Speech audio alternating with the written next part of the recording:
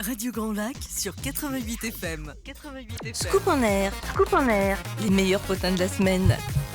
Under Pressure du groupe Queen sur Radio Grand Lac. Il est 18h. Bienvenue à vous si vous nous rejoignez. C'est Aude au micro et je suis ravie de vous retrouver cette semaine pour une nouvelle émission de Scoop on Air. L'émission qui parle de l'actualité internationale et locale. Voilà, aujourd'hui, beaucoup d'amour dans cette émission, particulièrement dans l'Actu People, avec une info sur Jennifer Lopez, J-Lo. Nous viendrons ensuite parler de l'info en métro avec Laetitia Hallyday qui retrouve l'amour. Ensuite, nous traiterons d'un petit scoop autour du lac, un peu moins glamour au sujet des transports en commun. Et puis ensuite, nous parlerons longuement du coin des épicuriens. Et pour se faire plaisir ce soir, on ne va pas parler de bonne table comme il est d'habitude dans notre émission, mais on va plutôt parler de poésie, de la magie des mots, en la présence d'Eliane que j'accueille dans mon studio ce soir. Eliane Bach, bonsoir. Bonsoir. Merci d'avoir accepté mon invitation. Bien écoutez, je suis ravie d'être là. Mais c'est moi qui suis effectivement ravie de vous recevoir. J'ai eu l'occasion d'assister à la première représentation de votre récital que vous donnez en ce moment au salon de Théo l'artiste qui se trouve place du Revard à Aix-les-Bains. C'est ça ? Oui, à côté du casino. Tout à fait. Et j'ai eu la chance de pouvoir assister à ce premier récital au début du mois de septembre et j'ai été envoûtée par la façon dont vous jouez avec les mots. C'est pour ça que j'avais envie de vous inviter ce soir pour en faire profiter nos auditeurs et puis que vous nous racontiez un petit peu votre parcours. Bien écoutez, je vous remercie et puis je vais essayer de faire au mieux. Voilà. Mais j'en suis sûre. Et puis on va avoir droit, j'espère, à une petite lecture de quelques poèmes. Oui. Après, donc effectivement, nous avoir un petit peu retracé votre vie, une partie de votre vie. Vous m'expliquiez tout à l'heure hors antenne que vous étiez né en Tunisie. Oui, à Tunis plus précisément. À Tunis, et que juste après la Seconde Guerre mondiale, vous êtes revenu habiter en France avec donc vos parents et vous avez grandi à Paris. Oui, et depuis l'âge de 9 ans. À l'âge de 9 ans, et j'ai l'impression que là, il y a déjà une certaine magie qui a opéré. Est-ce que vous voulez bien nous en toucher deux mots ? Bien, j'ai adoré Paris. Quand on écoute Yves Montand, les grands boulevards, eh bien, je plonge dans mon enfance avec tous ces cafés animés, avec des chanteurs qui sont devenus très connus, comme René Louis Laforgue, Aimable, etc., qui chantaient. Les gens prenaient une citronnade ou une bière, et les gens restaient au café jusqu'à des minuit, 1h du matin, parce qu'il n'y avait pas la télé, les gens se sortaient beaucoup, les gens se recevaient beaucoup, il n'y avait pas le téléphone, on vous disait on ne peut pas vous recevoir, les gens arrivaient comme ça. Et c'était vraiment une époque, je ne fais pas du passéisme, mais franchement, c'était très chaleureux, très très chaleureux. Et puis ces grands boulevards, c'était un rêve. Bien maintenant, tout est différent.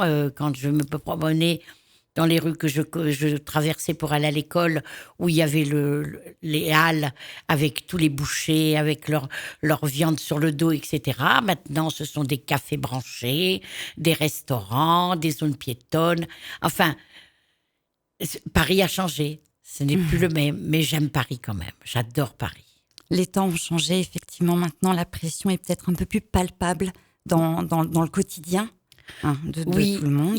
Il n'y avait pas le luxe qu'il y a maintenant, mais les joies étaient vraies, des choses naturelles. On était content avec tout ce que l'on avait. Et puis les années 60 étaient merveilleuses aussi. J'avais 20 ans. Oui. Et les années 60, c'était quelque chose. Tout le monde, les jeunes étaient vraiment, on sortait, on travaillait. Dès que quelqu'un travaillait dans une maison et qu'il n'était pas content, l'après-midi, il avait une autre place. C'était autre chose. Plus léger, peut-être. Plus léger. Actuellement, c'est une belle époque, pleine d'avancées, pleine de choses. Mais cette richesse, elle a un peu disparu. Cette richesse intérieure, ces rassemblements, toutes ces choses-là qui faisaient le plaisir de la vie avec rien, a disparu. C'est malheureux quand même, mais bon. Je ne vais pas faire du passéiste, je ne suis pas une jeunette, alors je préfère me taire maintenant. Est-ce que cette richesse a participé à vous transmettre, vous donner l'envie d'écrire? Vous m'expliquiez tout à l'heure hors antenne que cette envie a ressurgi à l'âge de 20 ans, c'est ça? Oui. Petite, il n'y avait pas spécialement d'envie d'écrire, Non. il n'y avait pas ce besoin. J'adorais lire. Dès qu'il y avait un livre, je le lecture. prenais, je tombais dedans et je ne le lâchais pas. D'accord. J'adorais lire, mais la poésie est venue à moi quand j'ai eu l'âge des émois. L'âge où on se pose des questions, Voilà. là où on a des complexes, où on veut plaire. Et c'est ça qui a fait que ça a commencé comme ça. Et c'est pour ça que dans mon répertoire, il y a des poèmes qui sont beaucoup plus frais, dirons-nous, Oui. avec Entre dans mon jardin, il va s'épanouir si ma rose, etc. Et au fil des années, puisque j'ai commencé à 20 ans, eh bien, je ne voudrais pas avouer mon âge, mais je vais le dire quand même. J'ai 79 ans, ça fait 60 ans que j'écris. Donc, les poèmes ont évolué avec ma maturité. Et maintenant, j'adore écrire, mais je ne choisis jamais le thème qui m'amène à écrire quelque chose. C'est le poème qui vient à moi et moi non, et moi qui cherche à écrire un poème. Je trouve ça déjà très beau comme façon de faire, de laisser finalement la plume d'écrire les émotions comme elles viennent, puisqu'effectivement, vos poèmes sont énormément basés sur des histoires d'amour, parfois du chagrin. Oui. Et ça nous touche tous, effectivement. J'ai bien regardé lors de cette première représentation à laquelle j'ai assisté. Tout le monde était ému. On retrouve dans vos poèmes, chacun peut retrouver quelque chose qui lui rappelle un moment vécu, quoi. Oui, puisque c'est un peu l'histoire de tout le monde.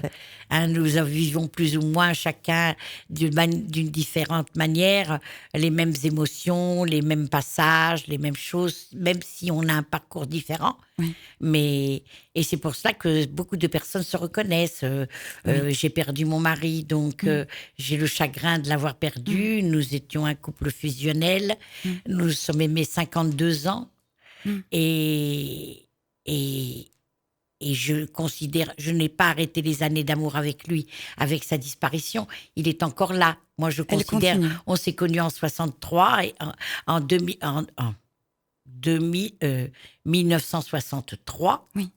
Et ça fait 56 ans que nous nous aimons. Je n'ai pas interrompu avec ça pour son départ. C'est beau. C'est beau d'entendre ça et on retrouve cette émotion, cette belle émotion.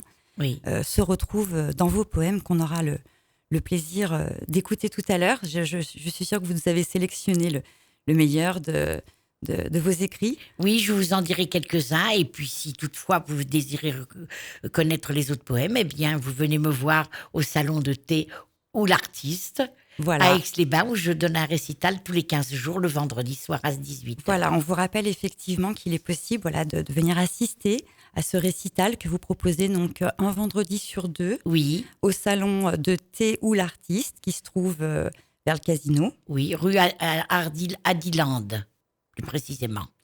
Et donc, c'est à partir de 18h. Oui. Rappelez-nous les dates. Est-ce qu'il y a une date est-ce que vous... Le prochain. Oui, le prochain est le 4 octobre. Donc vendredi. Oui, vendredi. Voilà. Et le suivant est le 18 octobre. Et celui qui est programmé après est le 1er novembre.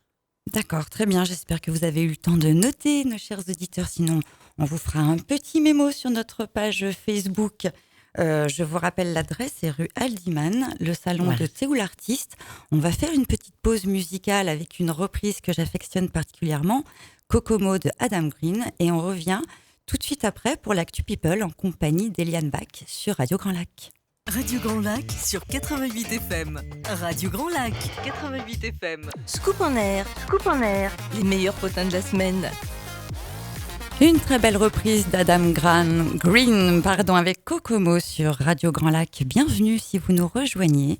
Bienvenue dans la nouvelle émission de Scoop on Air qui est ce soir pleine d'amour et de bienveillance, tout comme la radio. On a envie de vous apporter plein d'amour en ce début de soirée. Et c'est d'ailleurs avec beaucoup d'amour que je vais vous parler de l'Actu People. Nous allons parler ce soir de Jennifer Lopez, qui est en couple avec le célèbre joueur de baseball Alex Rodriguez, dit Arod. Ils se sont fiancés le 27 septembre dernier à Los Angeles, officialisant leur future union devant famille et amis en comité quand même plutôt restreint. Mais tout était au rendez-vous, les paillettes, les bling-bling et bien sûr beaucoup d'amour. C'est d'ailleurs ce qu'on leur souhaite, d'avoir beaucoup d'amour. Eliane Bach, que je reçois avec moi ce soir. Bonsoir et bienvenue. Rebonsoir. Bonsoir. C'est aussi avec beaucoup d'amour que vous partagez le talent que vous avez et que vous mettez sur papier depuis maintenant plusieurs décennies. Oui. Vous nous disiez votre âge juste avant la coupure musicale. On peut dire qu'il y a effectivement près d'un demi-siècle d'amour retranscrit en poème. Oui. Oui, et alors comment vous puisez tous ces mots, toute cette magie pleine d'amour et de bienveillance pour transcrire un poème? Eh bien, écoutez, la poésie, je n'ai pas un thème particulier que je veux traiter et qui m'inspire. Les mots viennent, j'ai une phrase qui me plaît, que j'écris, et ça vient ou ça ne vient pas, mais quand je suis prête à écrire, c'est comme un fil qui se déroule. Et quand je commence à écrire, je ne sais même pas quel est le sujet que je vais traiter. Je me suis retrouvée avec un poème que j'avais écrit, qui s'appelle dans une chanson que j'interprète qui s'appelle Les papillons de nuit. Eh bien, j'ai commencé à avoir une atmosphère d'automne avec des feuilles mortes, avec c'est presque un temps de Toussaint, etc. Et puis d'un seul coup, je me suis dit non mais je ne vais pas tuer ce gars-là. C'est pas possible. C'est un sale type, mais je vais plutôt le traiter en sale type que de le tuer. Et le poème a dévié, au lieu qu'il soit mort, alors qu'il y avait tout dans le descriptif de ce poème, on s'attendait à parler de quelqu'un qui était décédé. Et bien, en fin de compte, on a découvert que c'était quelqu'un qui avait laissé tomber la personne et puis qui était parti et qu'elle ne voulait plus qu'il revienne. Voilà, c'est différent.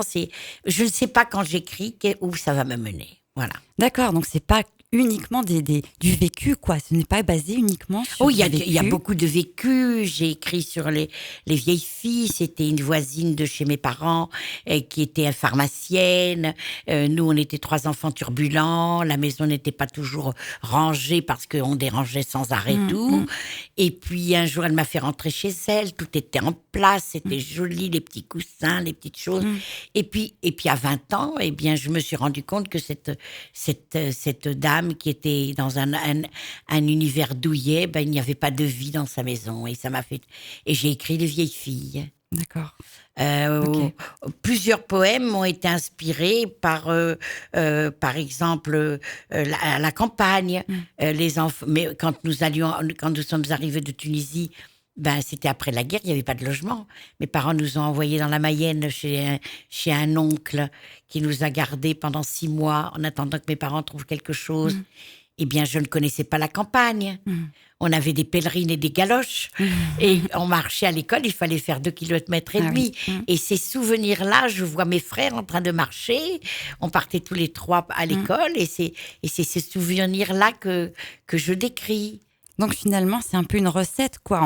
On puise un peu dans les souvenirs, on mélange beaucoup d'émotions, de la passion, du talent, parce qu'effectivement, on va se rendre compte très vite à la lecture que vous avez ce talent de pouvoir jouer avec les mots, de presque de les faire valser. Hors antenne, vous m'expliquiez que les mots ont une mélodie également. Voilà. Oui. Les mots chantent. Ils ont un rythme, ils ont une mélodie. On a une langue merveilleuse. Et quand je vais à l'étranger, je me rends compte que notre langue a une sonorité particulière. Et d'ailleurs, quand j'écris un poème, s'il n'y a pas le rythme ni la chanson, eh bien, je vois tout de suite que ça ne va pas. Et alors, vous le retravaillez dans ces cas-là ou non? Vous laissez tomber? Non, je veux le retravailler pour que ça sonne dans mon oreille. J'ai des amis qui sont à la campagne où je vais l'été. Il y a des personnes que je connais qui sont anglais ou hollandais, etc. Et ils adorent mes poèmes parce que ils me disent, on comprend pas, mais c'est tellement joli. Donc, dans leur ordinateur, je leur donne le texte D'accord. et ils le traduisent. Ah oui, ok. Mais ils aiment la musique phonétique, des mots. La musique des mots. Oui. Effectivement, moi je trouve que vous les faites danser, les mots. J'aimerais bien d'ailleurs que vous puissiez nous lire un poème qui m'a particulièrement plu, que vous présentez en premier dans votre récital, La Muse. Oui, c'est pour m'inspirer surtout. Voilà. Inspire-moi, ma muse. Sans toi, je ne suis rien. Sans toi, les mots refusent de me donner la main. Dis-moi les mots d'amour que je dois réciter, pour qu'enfin à leur tour ils se laissent couler. Mes idées en prison n'en veulent plus sortir, et ma pauvre chanson va se laisser mourir. Conduis mon bras docile qui te suivra toujours. Conduis-moi vers la ville où tu as vu le jour. Tu me présenteras à la fée Mélusine, à l'enchanteur Merlin, aux gentilles ondines. Vous tous me donnerez le ramage des dieux. Un quatrain chanterait pour vous remercier mieux. Inspire-moi, ma muse, ma belle et douce amie. Sans toi, les mots refusent à jamais prendre vie. Bravo, merci Eliane. Effectivement, vous faites prendre vie aux mots et c'est très agréable à écouter. Merci pour cette lecture. Merci beaucoup. Rappelez-nous combien de poèmes vous avez écrits depuis le début. Peut-être une centaine. Une centaine. Oui, une centaine. Et vous m'expliquiez tout à l'heure qu'il y en avait qui étaient maintenant, qui ne collaient plus avec la personne que vous êtes devenue. Oui. Vous avez commencé à écrire à l'âge de 20 ans. Oui, alors à 20 ans, j'ai écrit des poèmes profonds. J'en ai quelques-uns qui sont assez profonds, comme Les Vieilles Filles, je les ai écrits à 20 ans. J'ai eu beaucoup de poèmes profonds. Mais en plus, j'ai eu des bleuettes, c'est-à-dire que j'étais amoureuse, et ben ça ne sonnait pas. Maintenant, je les trouve un petit peu mièvres, vous voyez. Et donc, je ne les dirai pas. Mais j'ai en tout une centaine de poèmes. D'accord. Et par contre, c'est vrai que vous ne les retravaillez pas avec le temps, peut-être. Il y en a une dizaine que j'ai pu retravailler. D'accord. Et puis même, il y en a 2 que je voulais dire. Et puis il y en a un, je me suis dit non, c'est pas possible, je peux pas le dire. Parce que je le trouvais trop... je pourrais dire que... pas dépassé. Puéril, vous m'avez dit tout à l'heure. Très puéril. Et d'abord, ça ne colle pas, ni à l'époque. La puérilité ne marche plus avec l'époque. Hein. Et ma personnalité. Déjà, je dis quelques poèmes en précisant, quand je l'ai dit, que je les ai écrits à 20 ans. Parce que les gens diraient, mais qu'est-ce qu'elle écrit à son âge Voilà. Oh non, ça, moi, je trouve que ça passe très bien. Vous avez de telles étoiles dans les yeux quand vous nous contez ces poèmes que c'est... Moi, je trouve que ça choque pas du tout. Au contraire, c'est très, très agréable. Et puis, il y a certains que vous chantonnez. Oui, voilà. Oui, je chantonne. Et vous m'expliquez que quand vous lancez dans l'écriture de ces œuvres, elles seront vouées à être chantonnées. Voilà, ce n'est pas un... Oui. Elles ne seront jamais lues comme un poème. Non, parce que je ne peux pas les réciter. Je ne peux les dire qu'en chantonnant. D'accord, ah oui. Voilà. Et il y a aussi une particularité qui m'a bluffée, et je crois qu'il a bluffé pas mal le public quand je suis venue vous voir au salon de thé ou l'artiste, c'est que quasiment la totalité de votre récital est fait de tête. Vous connaissez par cœur, je ne sais pas, vous nous avez sûrement lu, récité une trentaine d'œuvres, je dirais une trentaine. 39. 40 poèmes. Oui. Et tout est par cœur. Tout est par cœur. Je prends un support parce que je peux avoir un trou. Alors donc j'ai devant moi tout mon répertoire, petit porte-vue, voilà. Ouais. Et ça me permet d'avoir la sécurité de me dire si je perds une rime, je la retrouve. Mais dans l'ensemble, j'ai une très grande mémoire, très très grande mémoire. Oui, parce que sinon vous les lisez régulièrement. Comment ça se passe? Est-ce que vous les... Tout d'abord, quand je fais un poème, je ne le lâche pas tant que je ne le sais pas par cœur. Ah. Voilà, celui que j'avais écrit le 25 septembre dont je vous ai parlé, eh bien, j'ai passé la journée de samedi parce que je voulais trouver la mélodie. D'accord. La première fois, j'avais trouvé la mélodie. Le texte me plaisait, mais comme je devais le dire chantonné, la mélodie du premier jet était impeccable. Mais comme je ne l'ai pas enregistrée et que moi, je ne suis pas musicien, je n'ai pas de partition, il faut que je retrouve la musique. Il a fallu retrouver l'air. Et il a fallu que je retrouve une musique qui colle. Et j'ai passé la journée, il a fallu que je prenne un Doliprane parce que j'avais une tête. Comme une pastèque. Ou comme une pastèque. Donc, tant que je ne le sais pas par cœur, je ne le lâche pas. je ne lâche pas. Morceau. C'est mon orthophonie à moi. En tout cas, c'est un plaisir d'écouter ces œuvres qu'on aura l'occasion d'écouter juste après la pause musicale. On repart avec REM, Losing My Religion. Radio Grand Lac. Radio Grand Lac, 88 FM. 88 FM. Radio Grand Lac. Scoop en air. Scoop en air. Les meilleurs potins de la semaine. Francis Cabrel sur Radio Grand Lac. Bienvenue si vous nous rejoignez. Il est 18h30. Bienvenue dans l'émission Scoop on Air, comme tous les mardis de 18h à 19h. On parle d'actualité locale, internationale. On a parlé de Gillo, Jennifer Lopez. On va maintenant aborder le thème de Laetitia Hallyday. Et pour ce, je vous représente mon invitée de ce soir, Eliane Bach, poète d'Aix-les-Bains. On ne l'a pas précisé, mais vous habitez à Aix-les-Bains depuis 10 ans. Oui. Vous êtes venue ce soir nous présenter vos poèmes. On a eu la grande joie d'écouter la Muse avant la pause musicale. Et maintenant, je vous invite à partager cette information avec moi, l'information en métro. Et donc, à propos de l'actualité de Laetitia Hallyday, la veuve du chanteur national qui est décédé il y a 2 ans. Eh bien, Laetitia Hallyday a retrouvé l'amour, figurez-vous. On apprend qu'elle est en couple avec un certain Pascal Ballan. Je ne sais pas si ce nom vous parle. Non, je ne connais pas. Eh bien, il est restaurateur à Paris. Oui. Et il est connu dans le monde du milieu parisien. Et effectivement, ils seraient ensemble depuis quelques semaines. C'est maintenant officiel. Alors, on leur souhaite de partager beaucoup d'amour. Eh bien, je leur souhaite. Peut-être écrirez-vous un poème en leur honneur ? Je ne sais pas si je serai inspirée. Est-ce que ça peut se décider comme ça ? Revenons sur l'inspiration dont vous nous parliez tout à l'heure. Est-ce qu'on peut facilement se mettre à une table et dire tiens, j'ai envie d'écrire sur cette nouvelle histoire d'amour là qui a déjà été qui a fait partie un peu de la polémique, Laetitia Hallyday. Voilà, ça peut nous insuffler quelque chose. Est-ce qu'on peut définir, de dire voilà, maintenant je vais être inspirée là-dessus ? Non.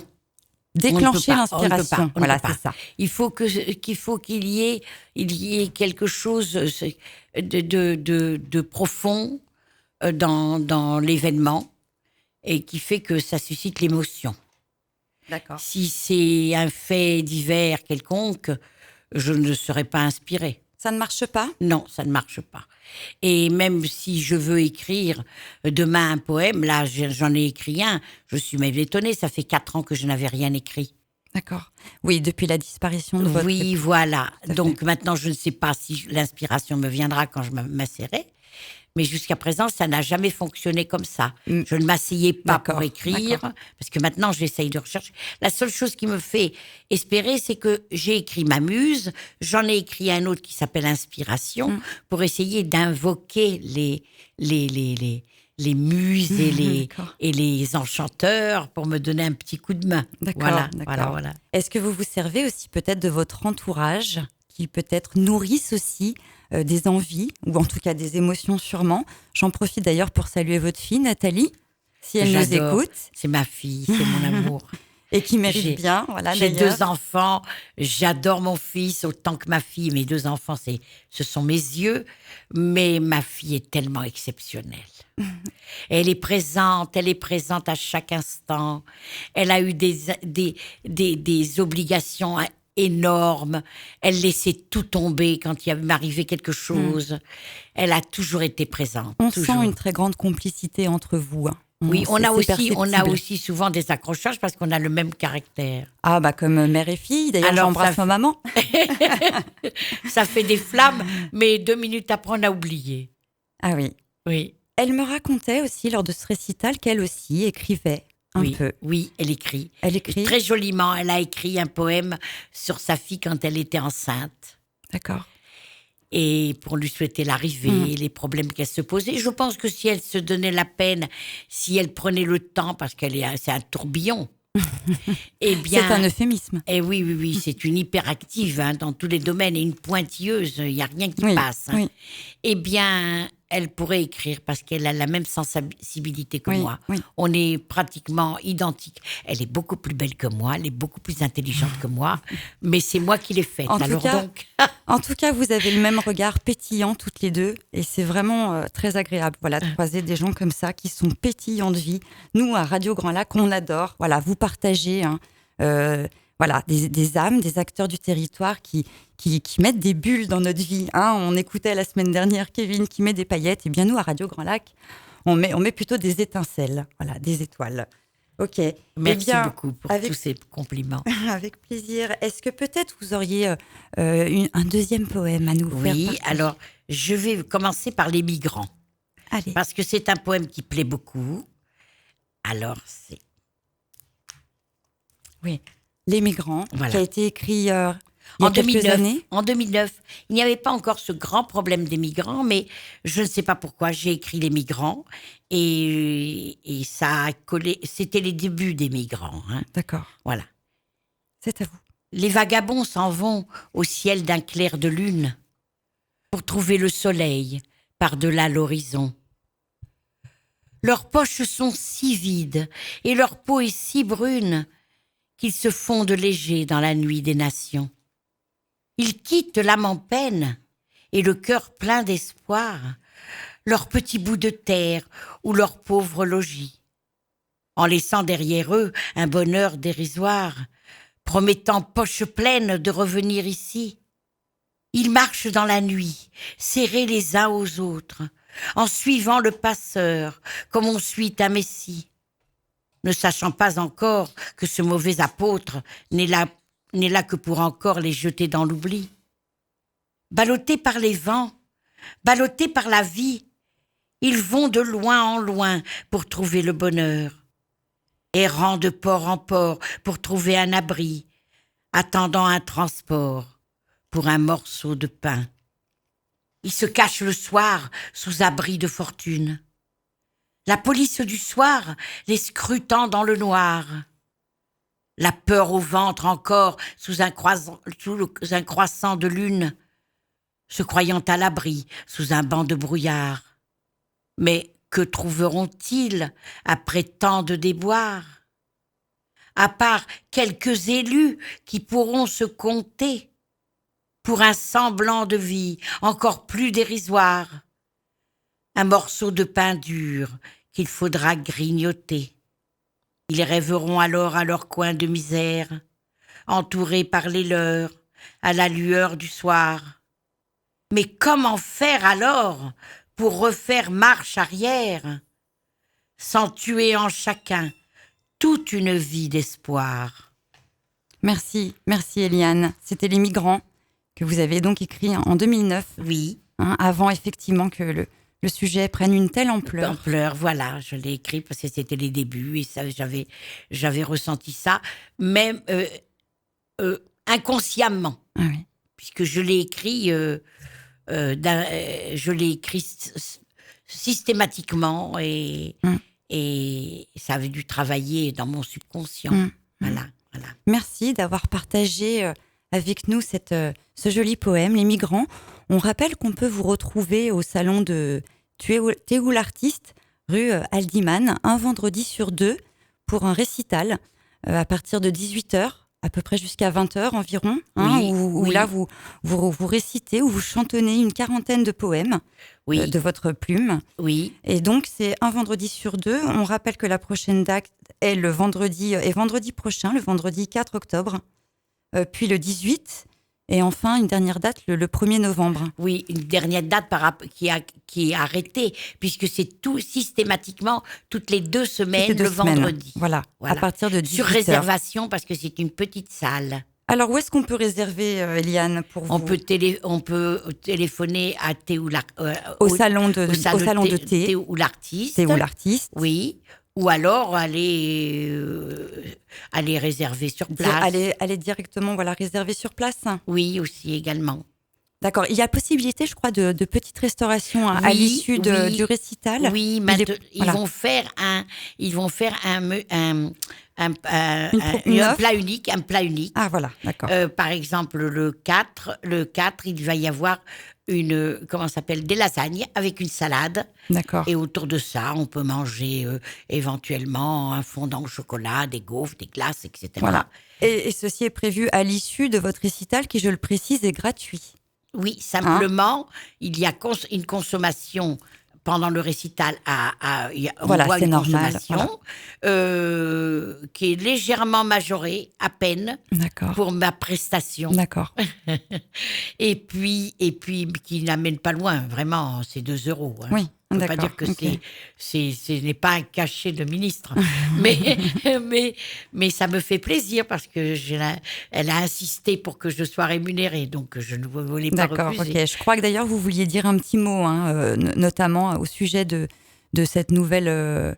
cet espace. De ce nouvel espace qui a ouvert donc récemment. Oui, au mois de février. Cet hiver. Et donc, qui propose un petit peu d'accueillir les artistes. Oui, c'est un salon de thé chaleureux. Quand j'y suis allée, j'étais vraiment emballée. J'ai dit, c'est l'endroit idéal pour dire de la poésie, pour dire des textes. Ce sont des fauteuils, des canapés, des sofas. Et c'est une atmosphère exceptionnelle que l'on ne trouve pas partout. Hein. Tout à vraiment, fait. il faudrait que cet endroit subsiste parce que c'est un endroit exceptionnel. Tout à fait. Les locaux sont déjà pleins de poésie. Habités. C'est une voûte. Avec une voûte. Il y a des voûtes. C'est très cosy, très chaleureux. Très cosy. Il y a des tableaux. Il y a de la sculpture. C'est très, très, très agréable, très riche. Très riche et plein de poésie. Donc, lors et de même la récitals. poésie est beaucoup mise en valeur parce qu'il y a une atmosphère, puisque ça ne contient que 30 personnes. Il y a une atmosphère, il y a une sonorité, il y a une chaleur. C'est exceptionnel, vraiment. Et comment donc ça s'est passé alors d'être mise en relation avec les personnes donc, qui ont ouvert cet établissement ? C'est-à-dire que moi, cet été, un café qui s'était trouvé dans la Nièvre, qui s'appelle Art Café à Saint-Sauge, j'ai un ami qui était passé devant, était rentré. Il y avait une immense bibliothèque, il y avait des faux sofas, il y avait des canapés, exactement. Et il m'a dit, c'est un endroit tout à fait bien pour Eliane. Et il est allé voir le propriétaire qui a dit, pourquoi pas, j'ai reçu des chanteurs, etc. Et j'ai donné un récital là-bas et ça m'a plu. Il m'a demandé, vous revenez la semaine prochaine. C'était une première, donc. C'était une première et ça m'a donné envie. Et quand ma cousine qui était chez moi au mois d'août est passée devant cet établissement du thé ou l'artiste, elle m'a dit, écoute, j'ai trouvé un endroit idéal pour toi, pour la poésie. Et je suis rentrée, ils ont tout de suite adhéré, ils ont tout de suite dit oui. Et là, ça y est, on est lancé avec eux. D'accord, voilà. Donc on les remercie de vous accueillir. Je les remercie beaucoup de me recevoir chez eux. Voilà, pour le plus grand bonheur de et tous les auditeurs. Je leur souhaite longue vie, voilà. Absolument. Voilà, on rappelle que c'est un vendredi sur 2 au salon Thé ou l'artiste. Le prochain récital est prévu vendredi prochain à partir de 18h. C'est ça. Je voulais maintenant, Eliane, revenir sur une info autour du lac qui fait un peu polémique depuis quelques jours. Je ne sais pas si vous avez lu dans la presse locale la suppression d'un TGV à destination de Paris, et plus exactement le premier TGV du matin qui partait à Annecy tôt le matin à 5h32 pour prendre les passagers à Aix-les-Bains autour des 6h et qui nous conduisait à Paris pour les 9h à peu près du matin, ce qui permettait aux personnes, aux usagers, de faire le trajet dans la journée jusqu'à la capitale. Eh bien, ce train est tout simplement supprimé. Voilà, une décision qui a été prise par la SNCF et qui crée beaucoup la polémique. Nos élus ne se laissent pas faire et montent au créneau et nous, on les soutient. Voilà. Oh oui. C'est surtout ces horaires-là qu'il ne faut pas supprimer. Exactement. Il y a des heures creuses dans la journée où des gens vont pour les loisirs. Mais là, quelqu'un qui a un rendez-vous important, etc. Des gens aussi qui ont trouvé un travail pour la semaine à Paris. C'est le meilleure heure pour eux pour venir. Et je trouve ça tellement, complètement aberrant. Il n'y a pas d'autre mot.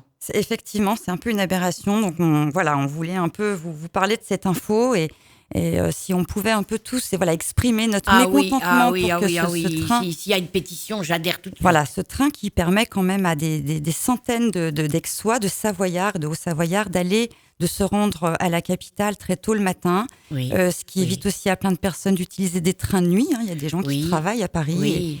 Et pour avoir moi-même utilisé des trains de nuit, je vous avoue que c'est vraiment pas une grande partie on est fatigué de après. plaisir. Ah non.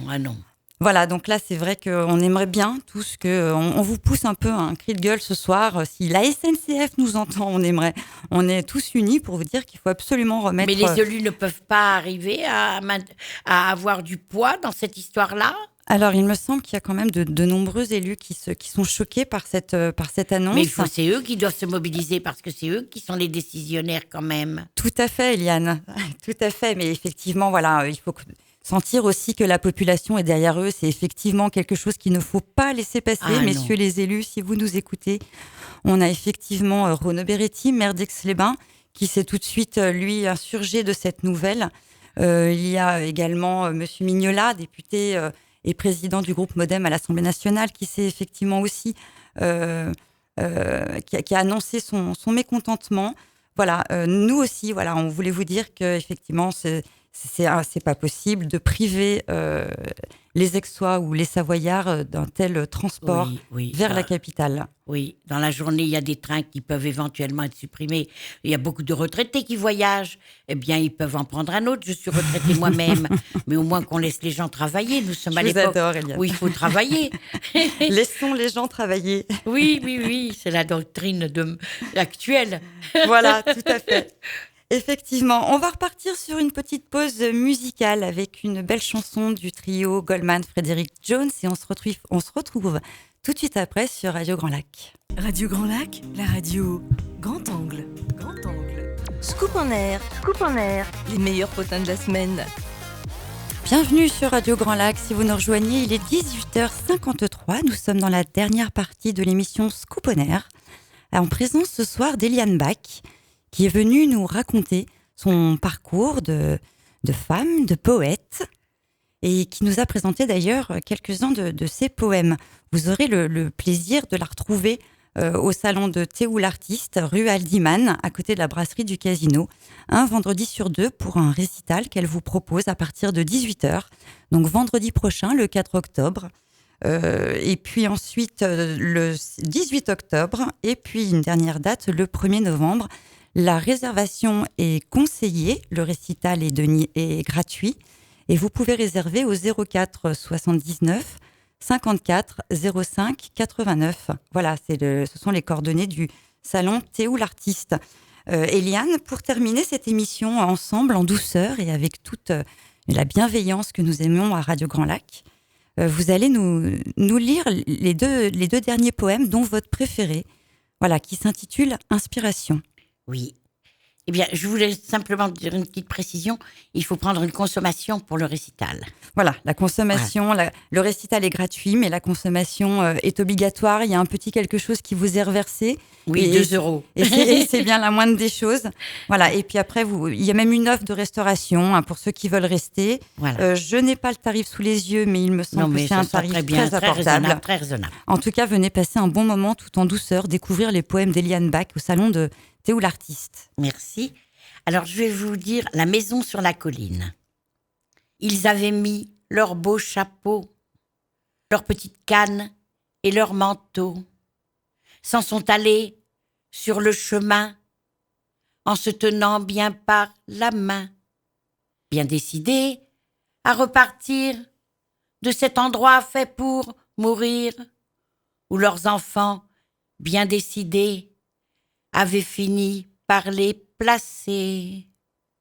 La belle maison sur la colline, où tous leurs enfants ont grandi, gavés d'amour et de tartines, tout ça maintenant est bien fini. Les souvenirs d'éclats de rire, de jours de fête et de délire, d'une maison pleine à craquer, d'un tas de monde et de baisers. Le temps est passé sans rien dire. Les enfants n'ont fait que partir. De loin en loin, toujours plus loin. sans se soucier de leur chagrin. La belle maison sur la colline, privée d'amour, tout en famine, ne résonnait de bas en haut que de silence à tous les échos.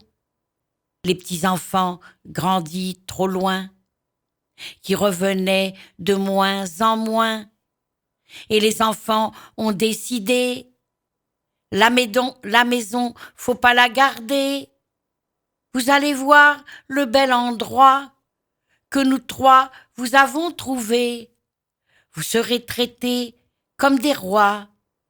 Des tas de gens vont vous choyer. Se sont décidés un matin, en se prenant bien par la main, un peu tremblant et un peu lent, s'en sont allés sur le chemin. De cet endroit fait pour mourir, ils ont décidé de partir, afin de pouvoir retrouver cet endroit tout fait pour s'aimer. La belle maison sur la colline, vous comprendrez, je le devine, celle qui les avait vus s'aimer, qui les aidera à s'en aller. En attendant le cœur battant, montant les marches doucement, de son sac elle sortit les clés. Ensemble ont ouvert les volets de la maison sur la colline, de la maison sur la colline, de leur maison sur la colline. Magnifique, La maison sur la colline d'Eliane Bach, magnifique, merci beaucoup. Je crois que c'était l'œuvre qui a été la plus plébiscitée par le public lors de ce premier récital. Oui. Après un petit sondage, effectivement, un grand nombre d'auditeurs ont vraiment adoré celle-ci, qui traite d'un sujet quand même triste. Oui, mais qui finit bien. Mais qui finit bien, et c'est ce qu'on adore. Voilà. Je vous invite à nous faire découvrir votre dernier poème. Oui. Alors, ça s'appelle Inspiration. Votre préféré, je crois. C'est celui que j'aime le plus. Comme un peintre devant sa toile, sans toute source d'inspiration, tout comme un bateau sans voile, à la merci du moindre vent, comme un écheveau de laine, attendant l'aiguille à son doigt, comme un chagrin, une grande peine, espérant un cœur en émoi. Je t'attends dans mon verbage, je suis si malade sans toi.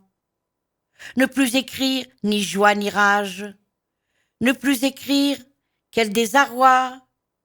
J'ai toujours au travers de ma plume pu te confier tous mes secrets. Dissipe pour moi cette brume et laisse couler mes sonnets. Je pourrai alors te décrire tout ce que j'ai au fond du cœur, tout ce que j'ai de joie, de rire, et de chagrin, et de rancœur.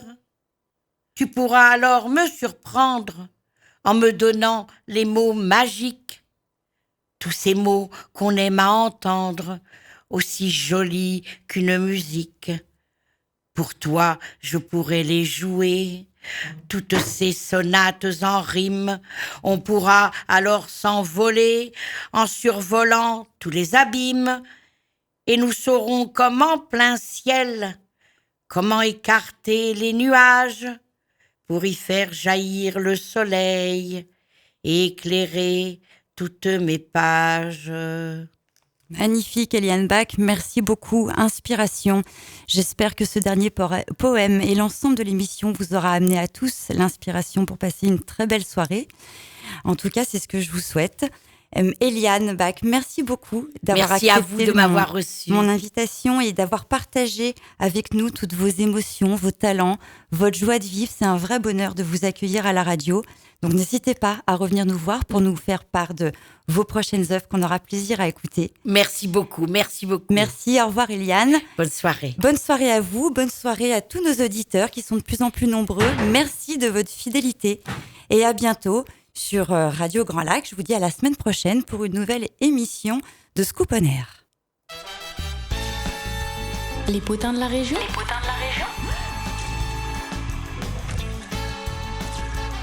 C'est dans Scoop on Air. Sur Radio Grand Lac.